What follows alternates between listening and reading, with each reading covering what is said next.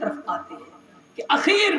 کربلا کے میدان میں میرے امام پہنچے کیوں، آخر وجہ کیا تھی، مسئلہ کیا تھا کہ میرے امام کربلا کے میدان تک پہنچے،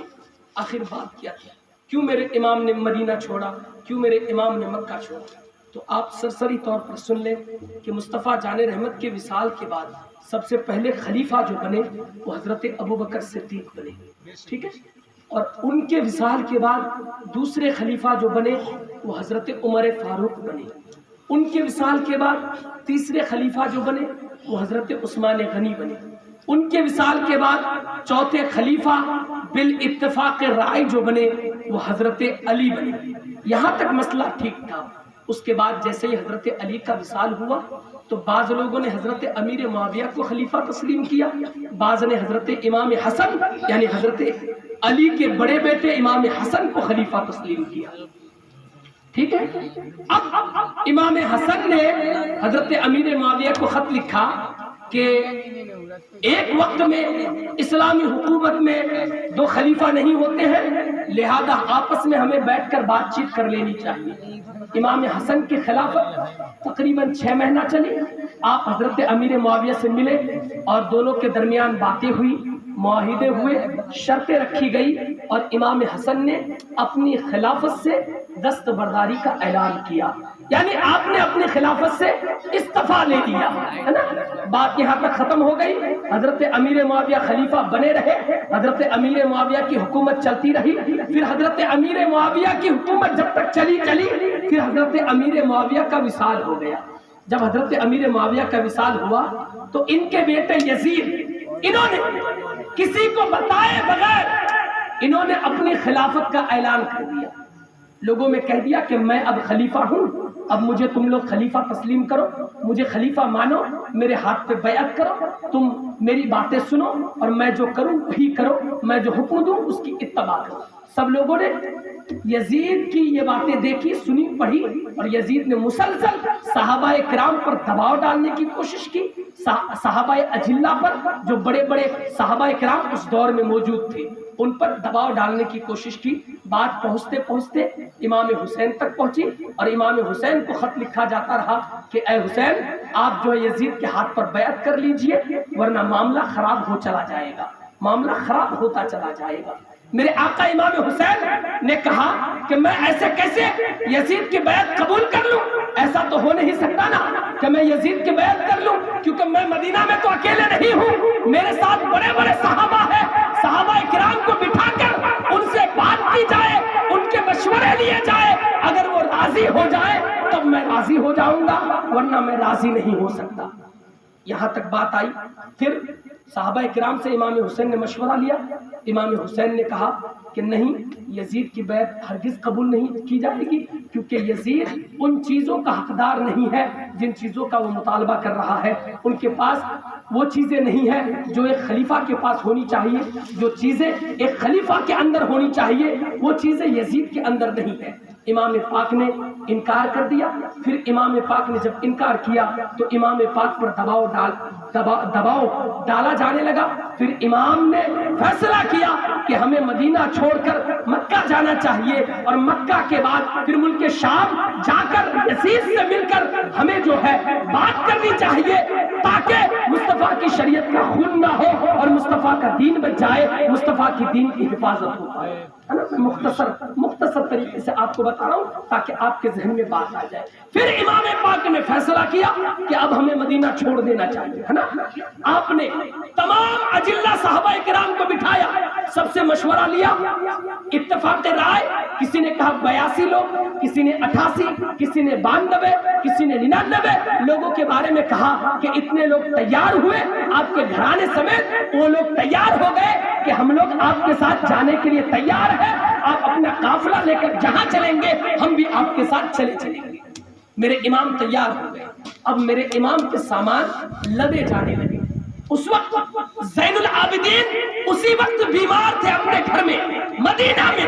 اور حضرت بی بی سغرا بھی بیمار تھی، لیکن میرے امام نے سغرا کو ساتھ نہیں لیا،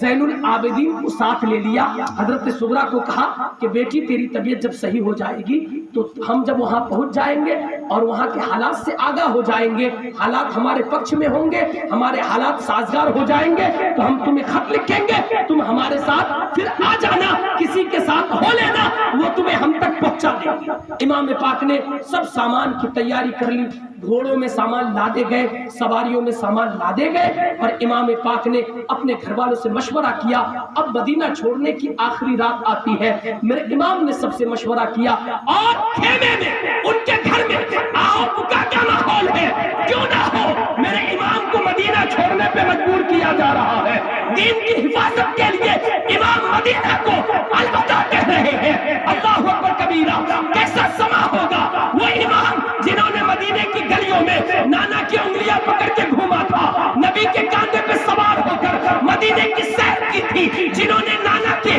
کاندھے پہ سوار ہو کر مدینے میں سیر کیا تھا، مدینے میں گھوما تھا، اسے مدینہ چھوڑنے پہ مجبور کیا جا رہا ہے۔ میرے امام زارو قطار روتے ہیں اور اپنے خیمے والوں کو تیار کرنے کے بعد اپنے نانا کی بارگاہ میں جاتے ہیں، اور نانا کی بارگاہ میں جانے کے بعد عرض کرتے ہیں، نانا جان میں تو آپ کی بارگاہ میں صبح شام حاضری دیا کرتا تھا، کون آپ کے مزار کو چھوڑنا چاہے گا، کون آپ کی تربت پاک کو چھوڑنا چاہے گا، کون آپ کی قبر انور کو چھوڑنا چاہے گا، لیکن ظالموں کی وجہ سے، ان ظالموں کی وجہ سے یہ ظالم آپ کے دین کا یہ نہ جانے کیا کر ڈالیں گے، آپ کے دین کے ساتھ یہ غلط سلوک کریں گے، آپ کی شریعت کے ساتھ کھلواڑ کرنے جا رہے ہیں، قرآن کے ساتھ یہ مذاق کرنے جا رہے ہیں، اسی لیے میں آپ کا مدینہ چھوڑ رہا ہوں۔ اپنے نانا سے پوری داستان سناتے ہیں، میرے امام اپنے نانا سے الوداعی سلام کہتے ہیں۔ اللہ اکبر کبیرہ، وہ کیا سما ہوگا مصطفیٰ جان رحمت کی بارگاہ میں،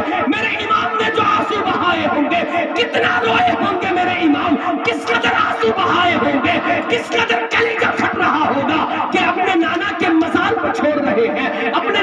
نانا کے مدینہ کو چھوڑ رہے ہیں، نانا سے باتیں کرنے کے بعد پھر اپنی ماں کی بارگاہ میں جاتے ہیں، وہ ماں جن سے اتنی محبت تھی، اور ماں بھی اتنی محبت کرتی تھی کہ جب آخری وقت تھا، حضرت فاطمہ زہرا کا آخری دن بھی امام حسنین کریمین سے اتنا پیار کرتی ہے، اتنی محبت کا اظہار کرتی ہے کہ جس کا جواب نہیں، اپنے بیٹوں سے بہت زیادہ محبت کا اظہار کرتی ہے، اپنے بیٹوں سے پیار کا اظہار کرتی ہے، آخری دن بھی اپنے بیٹوں کا سنگار کرتی ہے، اپنے بیٹوں کو نہلا دھلا کے کپڑے پہناتی ہے، چاند کی طرح سجاتی ہے، اس ماں کی تربت کو وہ بیٹا چھوڑ رہا ہے۔ میرے امام اپنی ماں کی بارگاہ میں جاتے ہیں، رو رو کر دعائیں کرتے ہیں، رو رو کر داستان دل سناتے ہیں، امی جان اب ہمیں مدینہ چھوڑنا پڑے گا، کیونکہ نانا کا دین خطرے میں ہے، نانا کی شریعت خطرے میں ہے، نانا کا اسلام خطرے میں ہے، ہمیں مدینہ چھوڑنا ہی پڑے گا۔ میرے امام مدینہ چھوڑ رہے ہیں، اب مدینہ سے روانگی ہو رہی ہے،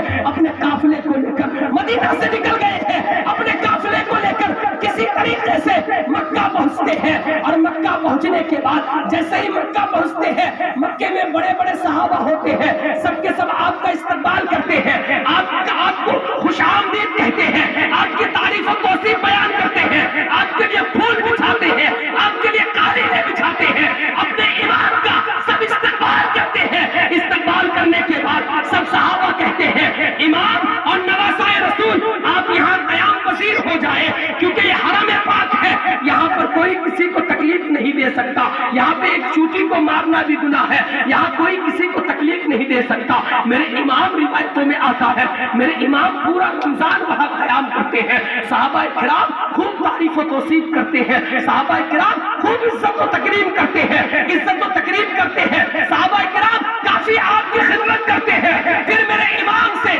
صحابہ کرام پوچھتے ہیں، امام آپ نے کیا ارادہ کیا ہے، آپ کا عزم مسمم کیا ہے؟ میرے امام کہتے ہیں ہمیں یزید سے ملنا چاہیے، یزید سے مل کر مصطفیٰ کے دین کے تعلق سے بات کرنی چاہیے۔ یزید نے اپنی من مرضی سے کیسے خلافت کا اعلان کر دیا ہے، کیسے انہوں نے تخت نشین ہو گیا ہے، کیسے ایسا ہو سکتا ہے؟ ایسا ہرگز نہیں ہو سکتا، ہمیں یزید سے ملنا چاہیے۔ میرے امام نے جب اتنا کہا तो बड़े बड़े सहाबा किराम मौजूद थे, सबने कहा इमाम पहले आप कूफा ना जाए, बल्कि सबसे पहले आप किसी मुअतमद आदमी को कूफा भेज दे। मेरे इमाम ने हजरत मुस्लिम बिन अकील को इंतखाब किया और उनका इंतखाब करके मुस्लिम बिन अकील को कूफा के लिए रवाना कर दिया। हजरत मुस्लिम बिन अकील के दो छोटे छोटे बच्चे थे और दो छोटे छोटे बच्चे थे, मोहम्मद और इब्राहिम, ये दोनों भी साथ हो लिए, क्योंकि ये अपने बाप के बगैर कहीं जाया नहीं करते थे, अपने बाप के बगैर कुछ खाया नहीं करते थे। इन दोनों को साथ ले लिए हजरत मुस्लिम बिन अकील